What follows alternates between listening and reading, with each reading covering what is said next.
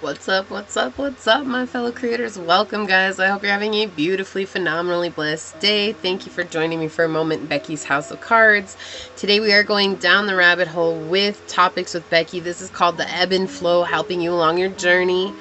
So before we get into it, please like this video, share this video, subscribe to the channel down below, set that notification bell so you always know when the next video does go live. Knowing that that is a free way to support the channel as well as to connect me with you energetically to get you guys out more resonating content, whatever that may be. I want to say thank you to anyone and everyone who has liked, shared, and subscribed, commented down below. You guys are amazing, and I'm just so blessed. And as always, I want to send a shout out to my OGs, my new Gs, and anybody that allows me your most precious asset, your time. It's always a pleasure, blessing, and honor being here, giving you guys these messages. And my prayer, as always, is that any of the videos of mine that you happen to watch fall upon your heart in a way that reminds you to use your intuition, choose your discernment, to take back your power, and to make the decisions that serve your highest journey in this here, now, here moment. So the ebb and flow. This actually can help with motivation. So I want to tell you guys a little bit about why I came to know this. On my own journey, when I first started, I was all about forcefulness, like forcing myself to get there, forcing myself to be better, forcing myself to rise up over my struggles. And it worked for a while. It did. It worked for a while. It worked really well for a while, actually. There was times when in one day, I would just power through so rough and hard with myself, and I would be exhausted. But then the next day I'd wake up tired, and I would just power through and say, what I would tell myself is one day I won't be tired. No, that never happened, guys. I was exhausted, and I kept getting exhausted. Hold on just a second. So after a while, what initially happened is that I got so tired and I actually injured myself a lot, especially when I was doing yoga. I was so hell-bent on trying to prove myself by doing 90 minutes of yoga every day. And I did that for a while. I powered through it for a while. And I look back now and I'm like, wow, like how was I not like more hurt than I was? Well, then I finally started getting injured. And I'm telling you guys, when the injuries came, they were knocked me on my ass, like couldn't move. One time I pulled my groin. If you guys have ever pulled your groin muscle, like I can understand how some like guys, I get it. I get it, guys. Like I get it. Like that, I couldn't walk. I couldn't walk for 3 days. I wasn't able to do anything. I couldn't even get out of bed. To go to the restroom was like agonizing. Right? To stand up. And then also because I live in an RV, I have a foot pedal to flush the toilet. And I couldn't stand on my injured leg, but to lift my leg up to use it to flush the toilet, that was excruciating. But I pushed through. 3 years in, something clicked, like something changed. And I realized I was like putting myself in an uncomfortable situation.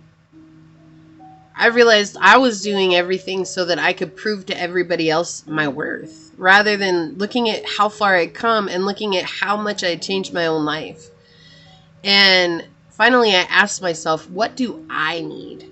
Not what do I want, what do I need? And something magical started happening.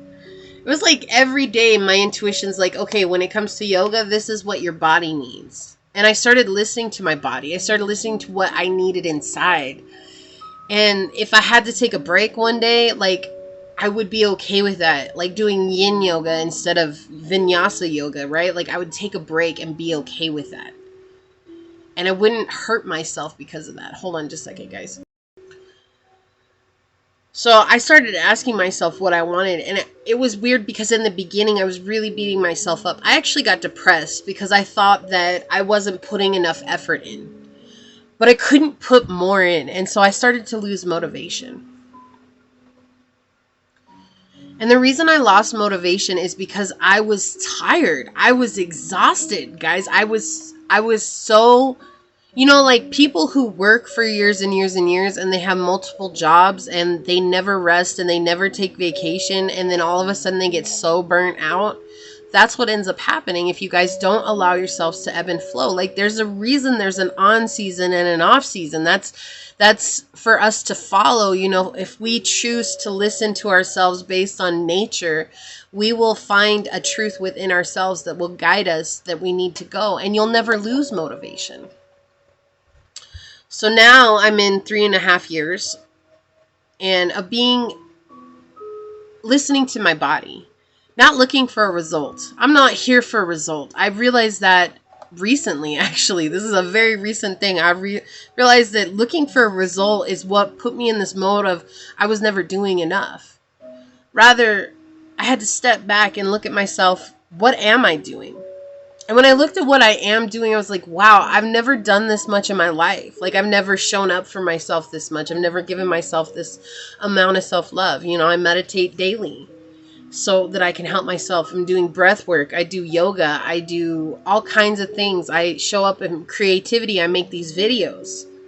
I edit these videos. I post these videos. I write. I journal, you know, and I was always like beating myself up. And so when I stopped and I started to flow and go with the flow, suddenly things became easier again. I had stopped doing some of the things that I felt were so important, like my gratitude journal. I stopped doing that for a whole year. I didn't even touch it because I'd lost motivation for it. And then one day I woke up and I was like, you know what? What's 2 minutes to write in this gratitude journal? Just something that I'm grateful for every day. And I reinstated a habit that I had lost, right?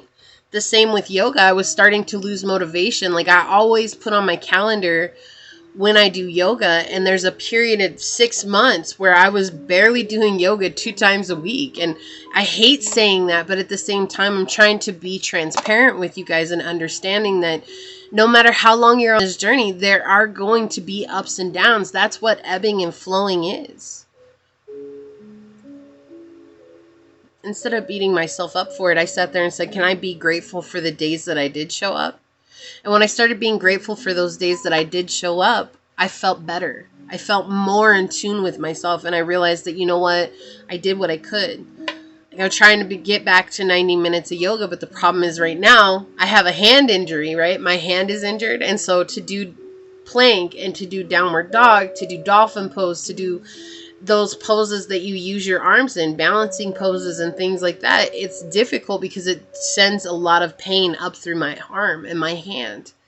And so I'm having to work through healing that, okay? And this has been an injury since last year. I don't know where it came from, right? But sometimes that's what happens. We get so hell-bent on being something and going somewhere and getting to an end destination that we forget that we're human. And I'm asking you guys to remind yourselves that you're human. You're not Superman. You're not Superwoman. And that's okay.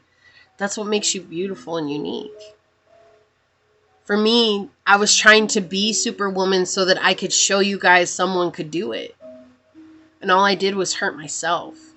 And I lost motivation. And now, in the last 6 months, I have really changed the way that I see things. And in really changing the way that I see things, I can say maybe my calendar, the times that I spend on yoga might not be as impressive as 90 minutes, but my calendar is much fuller than it's ever been in this whole journey.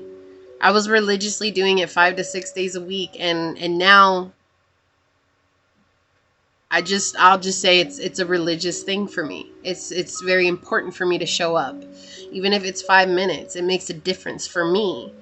It's not for anyone else. And that's why the ebb and the flow is so important, because you guys change the way that you look at how you're showing up, and you're not focusing so much anymore on what it is that you're trying to prove to the outside world. And it becomes a more internal experience. And that's what the spiritual journey is. It's about internalizing your experience, not bottling it up, but bringing it within so that you guys can understand your body and listen to it from a place that you've never listened to it before. You know, what do you need to eat today? Do you need more water? Do you need to take another shower today? Do you need to, just spend time with yourself? Do you maybe need to take a bath? Do you need to sit in silence? These are all things that you'll begin to look at when you guys stop pushing to be somewhere and rather enjoy the experience, because one day the experience will be gone and we'll be dead.